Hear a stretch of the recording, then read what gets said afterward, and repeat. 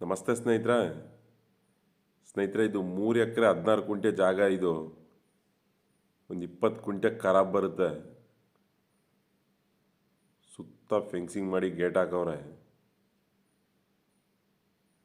ಚಾಮರಾಜನಗರ್ಗೆ ತುಂಬ ಹತ್ರ ಆಯ್ತದೆ ಸ್ನೇಹಿತರೆ. ಸಂತೆಮರಳಿಯಿಂದ ಒಂದು 25 ಕಿಲೋಮೀಟರ್ ಆಗುತ್ತೆ.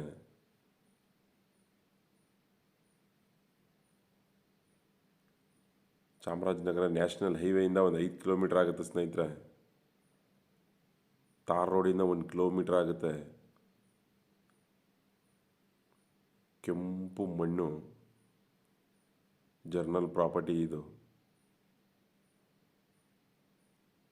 ಒಂದು ಬೋರ್ವೆಲ್ ಐತೆ. 2.5 ಇಂಚ್ ನೀರೈತೆ ಸ್ನೇಹಿತರೆ. ಅಕ್ಕಪಕ್ಕ ಎಲ್ಲ ತೋಟಗಳಾಗೈತೆ.